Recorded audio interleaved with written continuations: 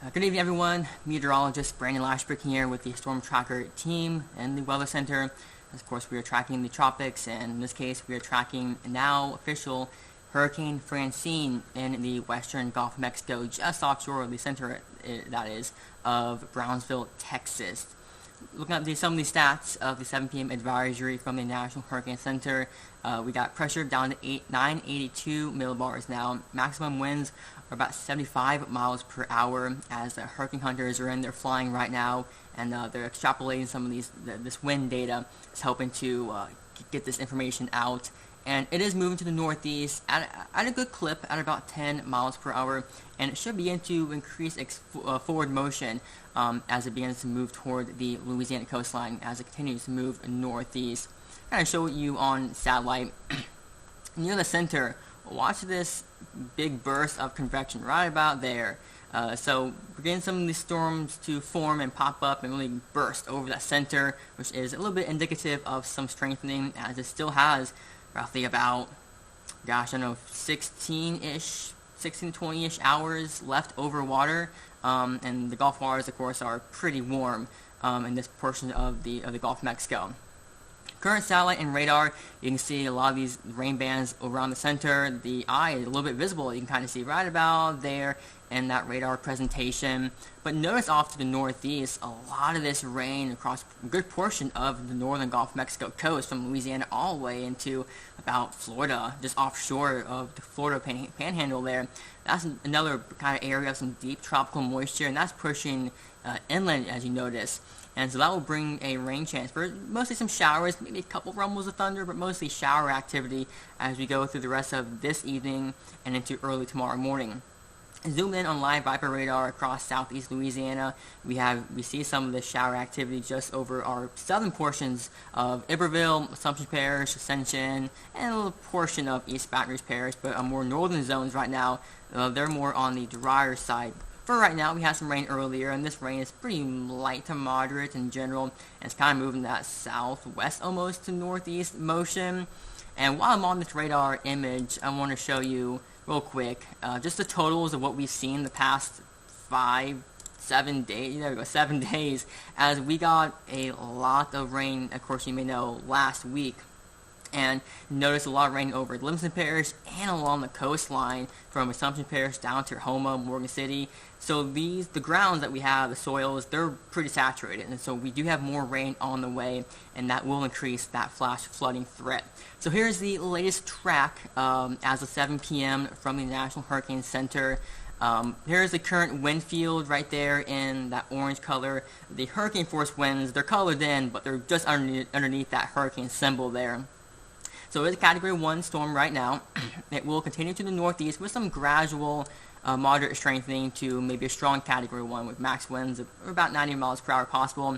This official forecast has the center of the storm at 1 p.m. just offshore, and so landfall, an exact landfall time looking like the afternoon or maybe early evening hours, so maybe somewhere around 2, 3, 4 o'clock in the afternoon for an actual landfall time, but impacts will of course begin a little bit sooner than that as well.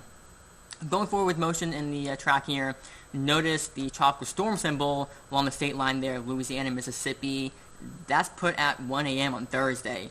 So this will be weakening rather quickly once it moves on shore, as wind shear really ramps up over land and over the coast, and that will help it weaken, as well as some dry air and training on the backside of the storm. And then by Thursday afternoon, notice it's in about central to northern Mississippi, and then moving into portions of the Tennessee River Valley and points northward, where they'll of course get some more rain and some impacts as well.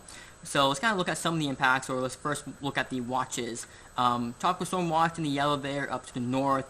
Livingston Parish in our local area, there in that pink, that's the hurricane watch, where the hurricane conditions are possible within that parish and surrounding parishes along both Lake Maurepas and Lake Pontchartrain. But the warnings, we do have hurricane warnings and tropical storm warnings. So the hurricane warnings, they now cover, or they continue to cover, East Baton Rouge, West Baton Rouge, Iberville, Assumption, and Ascension in our local area here in Baton Rouge. and it points to the south as well along the coast in that red color there. So that's where hurricane force winds are very likely, or if not expected, in some of these areas. Tropical storm warnings are in blue there, excuse me, are included over Point de Pie, West and East Louisiana, St. Helena, Livingston, and points to the north and east along the I-55 corridor, and even into portions of coastal Mississippi, as they will likely see some tropical storm force winds for some of these outer rain bands as they move ashore. So let's kind of time out a general sense of what we could expect. As we go through tonight, expect more rain showers to move onshore. Maybe this model may particularly overdo the coverage a little bit, but we'll see how much coverage we have come 10 o'clock this evening. Again, keep in mind this is one model run. This is our in-house Barron 3K model. As we go through the night, however, expect rain showers still to continue as we go through the overnight hours, and then by early tomorrow morning, that rain should intensify and get a little bit more heavier as the center of the storm begins to work its way more inland. So looking around 5, 6, 7 o'clock in the morning, those rain bands will begin to move ashore with these heavier rain bands and heavier rainfall totals with it as they begin to increase.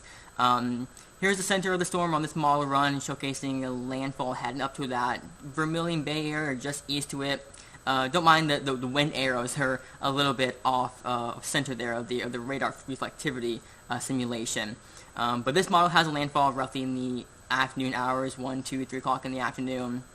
And if this track were to verify with a landfall just east of Vermilion Bay and then slightly curve off into the north as it works its way inland, that could potentially put Baton Rouge, the metro area, downtown, and points around it in what's left or what is the eye wall or the core of the storm, where the strongest winds will likely be continuing to push inland. And so that could produce some strong gusts of wind even as far as the I-10 corridor.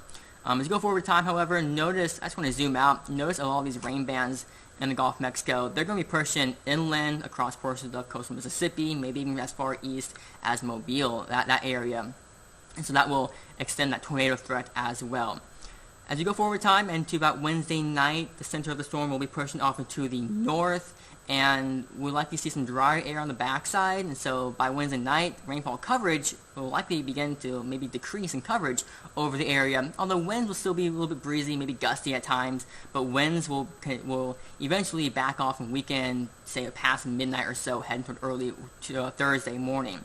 Here's another model run, our Barron 15K model. Has a similar idea of a landfall just near east of Vermilion Bay. This one has a few hours later, talking about maybe the evening time frame.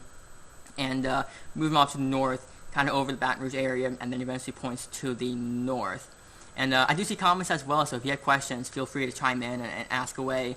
Crystal is asking, do you think it could shift back to the west? It's possible. I mean, we always watch very closely as these systems make landfall for the wobbles, where the storm kind of teeters and wobbles a little bit. Sometimes if they try to get organized, they can kind of wobble a little bit, and that might kind of push the actual core a little bit to the west.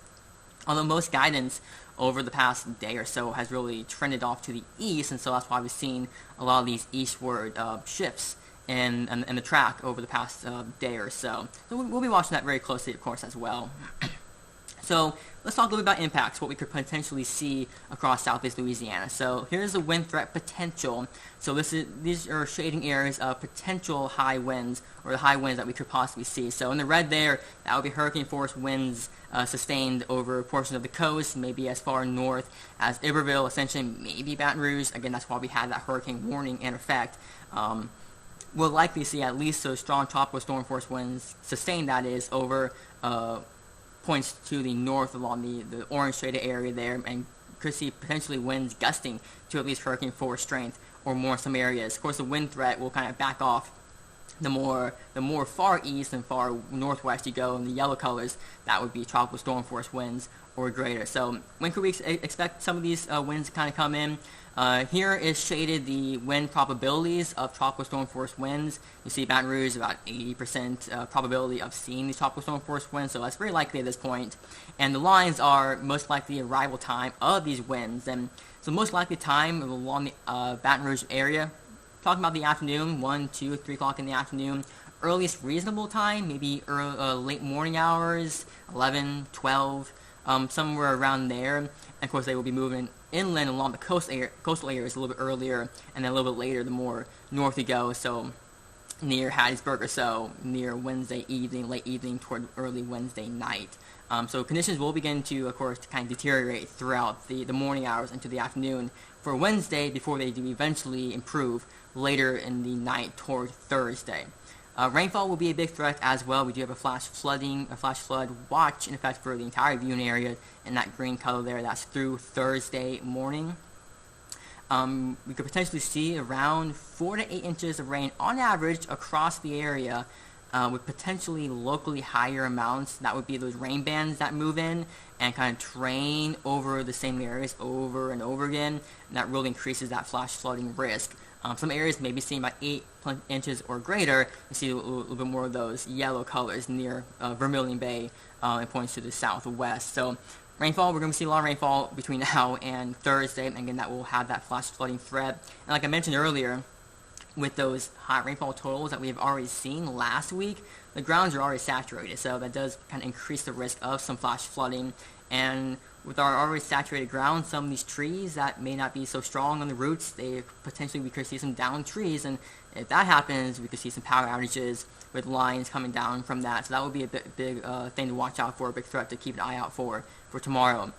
In addition, we do have the threat for some isolated tornadoes. We would be mostly area in that kind of northeastern quadrant of the storm as it works its way inland. So within the rain bands that move ashore, they could have the potential for some quick spin-up tornadoes. So there is a marginal risk level 1 out of 5 for that.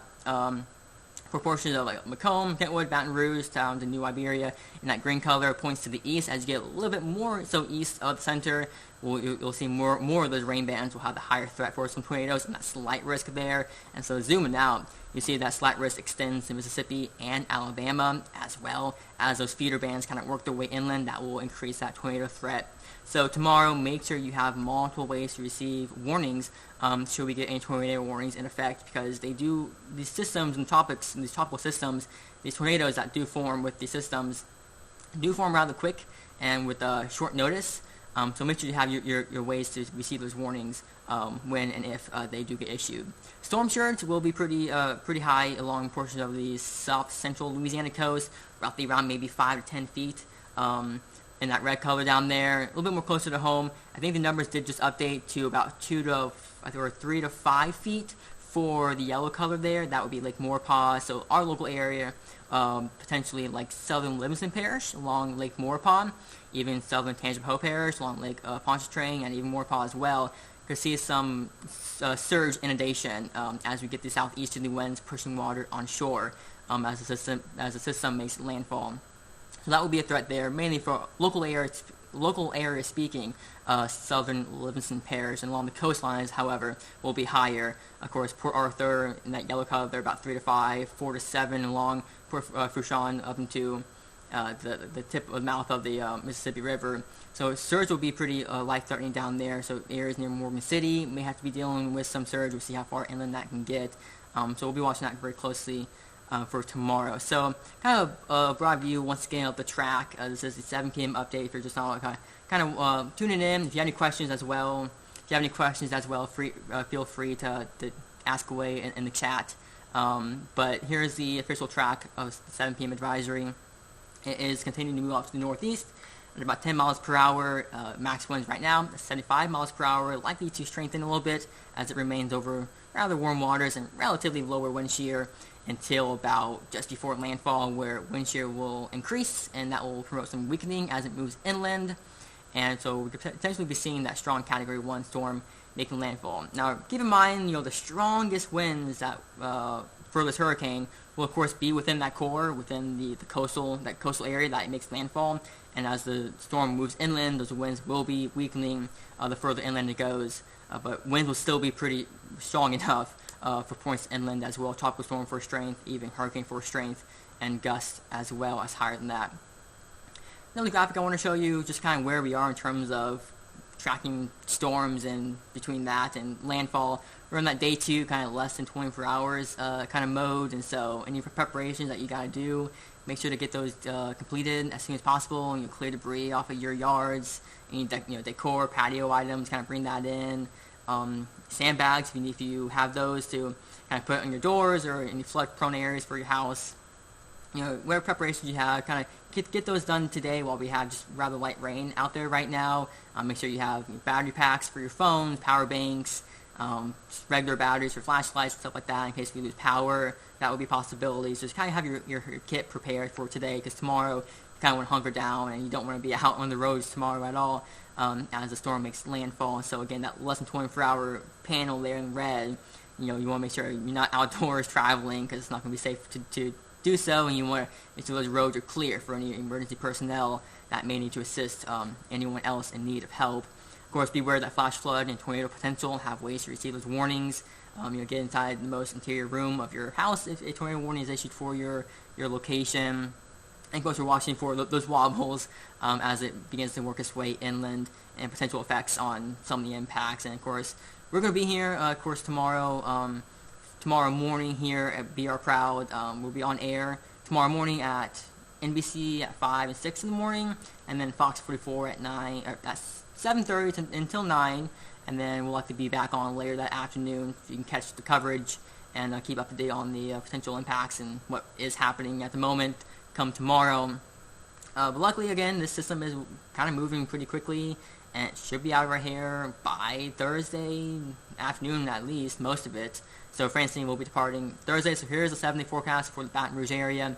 Tomorrow, of course, is Francine's impacts. The rain chance for Thursday will be early morning, AM hours, and then we'll be drying things out later in the day. And then Friday is going to be a partly cloudy day, drier out there, and will be a little bit warmer too, in the upper 80s, maybe 90 degrees by Saturday. And then next week, we'll have a chance for some isolated showers and some storms, kind of a little bit more of a summertime pattern there, highs near 90 degrees or so as you go toward next week. So again, if you have any questions, feel free to hop away in the comments, and I'll go back to the track for you to get one more kind of view of that, of Francine, the official track.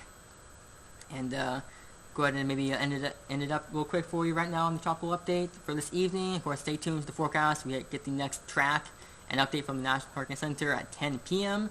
That is Central Time, and we'll have more, of course, on that tonight too on the shows. After the debate on Fox, we'll have a newscast give you the updates, and of course 10 o'clock on NBC once again. So if no more questions, I'll go ahead and end it right now. And thanks for watching. Thanks for tuning in, and we'll of course keep you updated throughout this evening and tomorrow as Francine makes landfall. So for the Storm Tracker team, meteorologist Brandon Lashbrook. Thanks, yeah.